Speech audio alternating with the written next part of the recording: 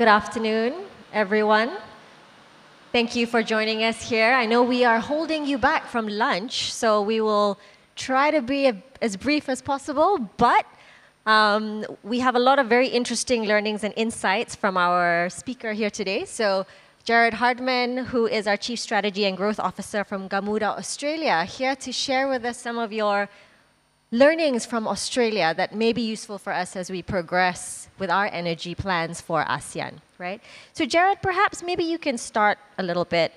You know, Australia's energy transition has been quite a complex but really interesting journey, from coal-dependent market to one of the more ambitious renewable energy markets. Maybe you can share with us a little bit more around what are some of the biggest lessons that you've learned that you think would be applicable for us in ASEAN as we move forward?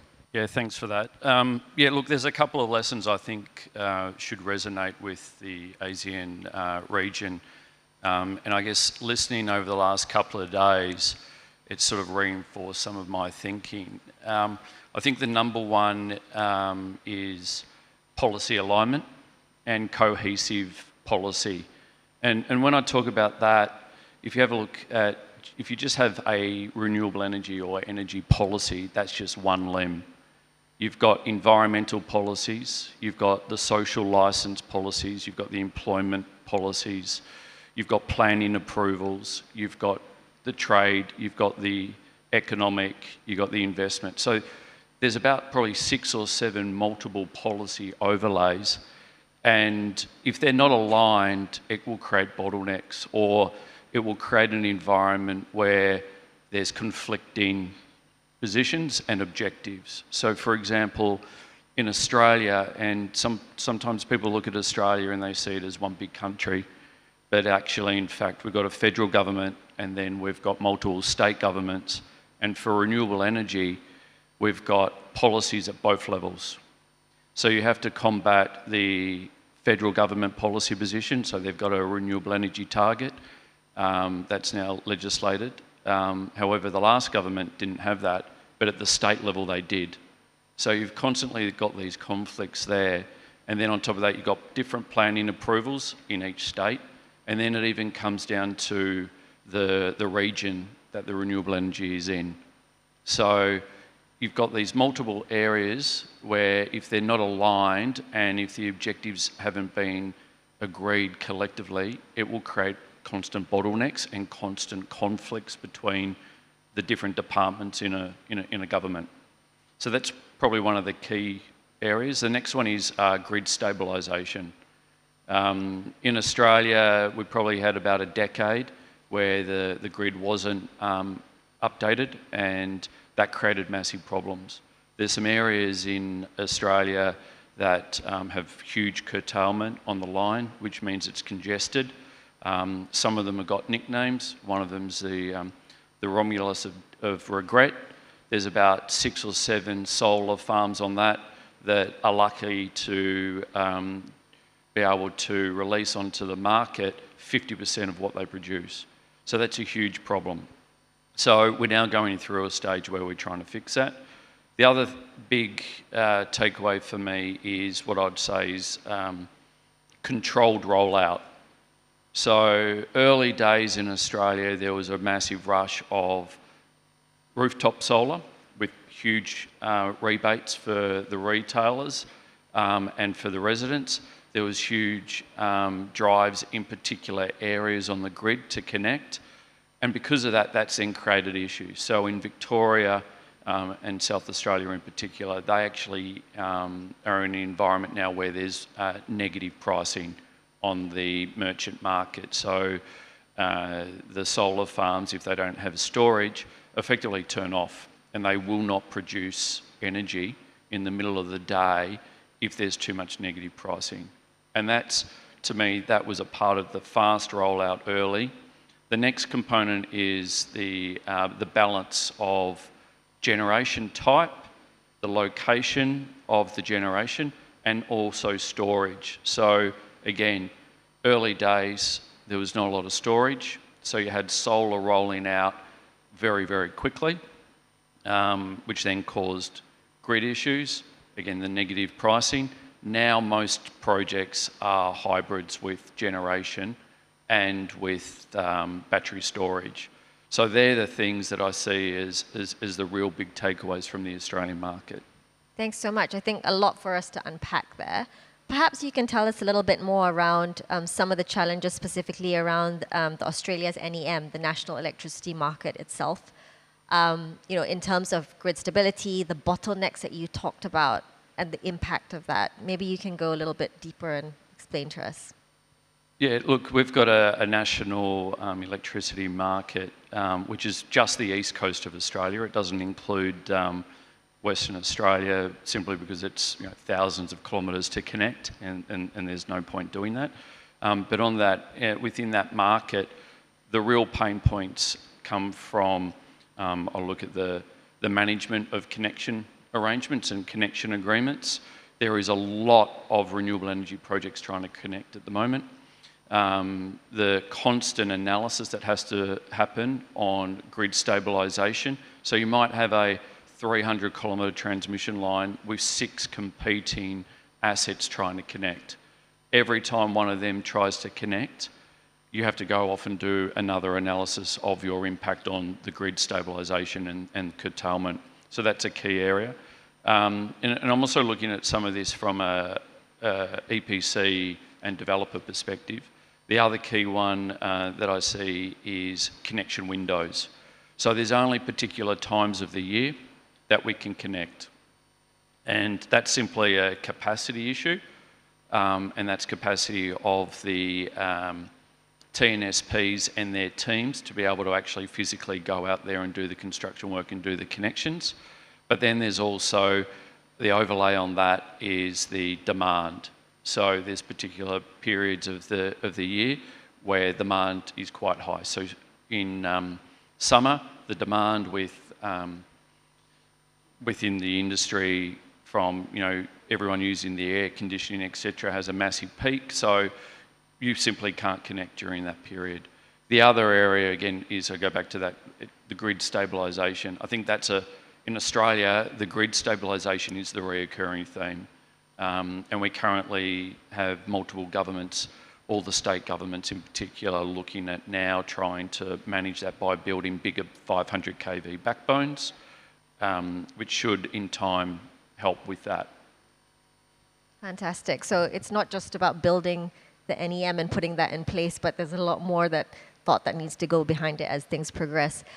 One of the interesting developments in Australia is the concept of the renewable energy zones and energy corridors and creating these superhighways for clean power through different projects. I think that's quite interesting, as ASEAN progresses and we think about creating these various zones. Could you tell us a little bit more about that, and what are some of the things we need to think about as we move forward and put in place the ASEAN power grid? Yeah, again, I guess because of our government structure, a lot of those initiatives are state-based. So you've got the Energy Co in New South Wales. They're running a very different strategy to Victoria. Victoria's got VicGrid. Their strategy is slightly different. So if you have a look at Energy Co in New South Wales, they've just finalised the arrangement for the Central West Renewable Energy Zone. That's a couple of 100 kilometres of 500 kV. That's been rolled out as a PPP, and it will be a regulated asset, and then it will then be open to renewable energy developers to connect onto that part of the grid. So that's how they're rolling it out. They're also rolling another one out in the New England region, which will again be another couple of 100 kilometres.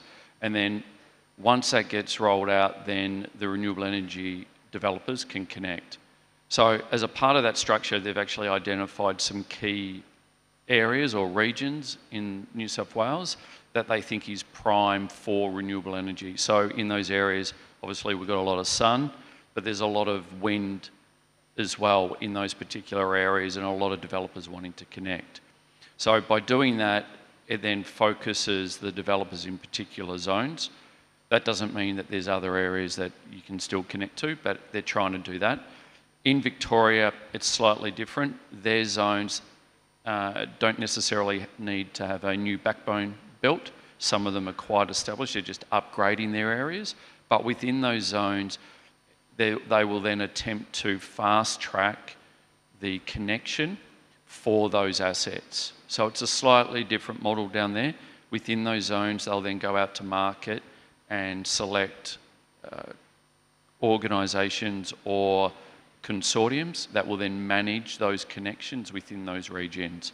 And that idea is really to fast track the rollout within those zones. So quite different strategies. One's more very localised, fast tracking. The other one is building big backbones. So for example, the New England RES, that backbone will cost between 8 and 10 billion Australian dollars to build. So it's a significant bit of infrastructure that needs to be connected.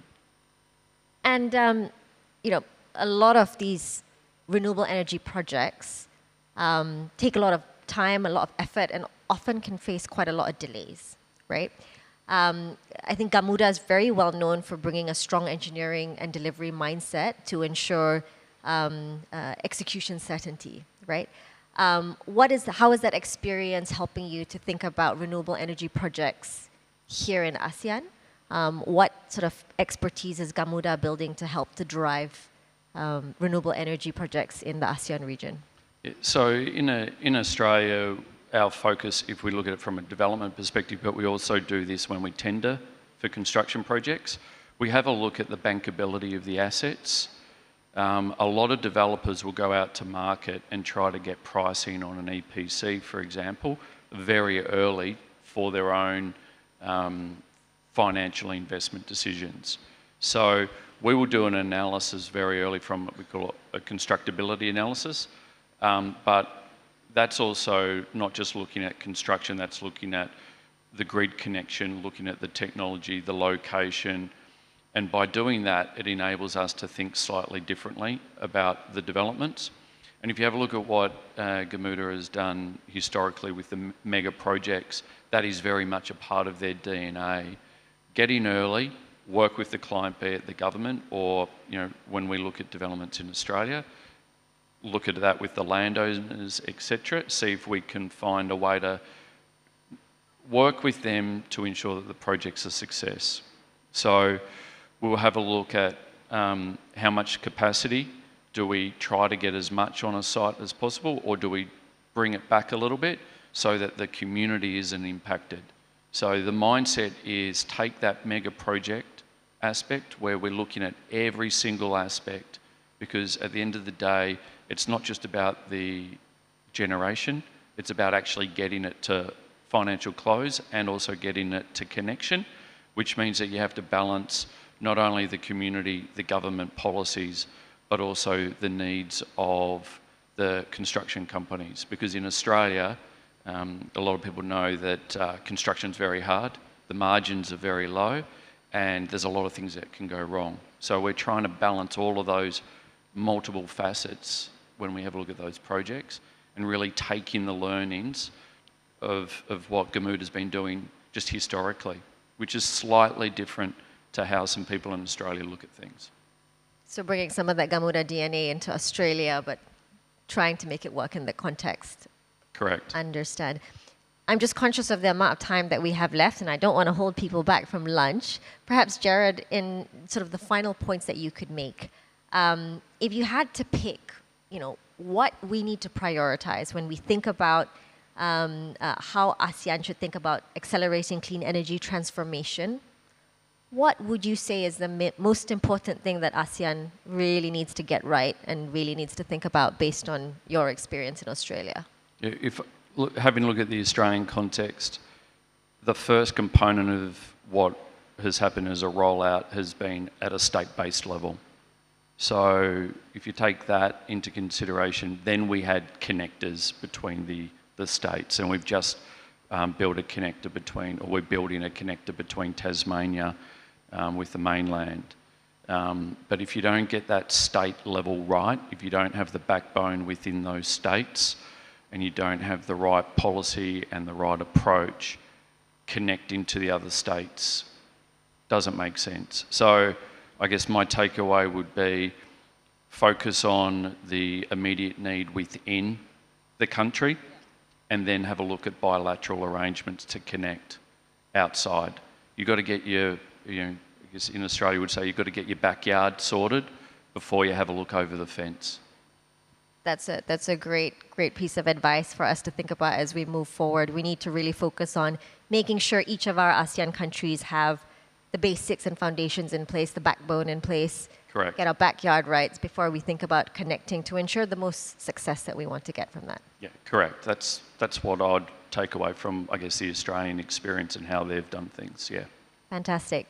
Jared, thank you very much for sharing and giving your inputs. I know it was a very quick perspective, but I think a lot of valuable points that you shared with us today. Thank you very much. Thanks very much.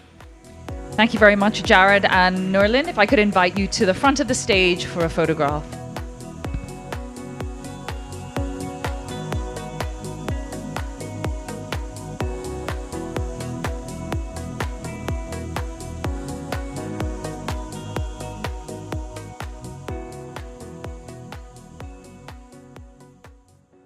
And once again, ladies and gentlemen, thank you.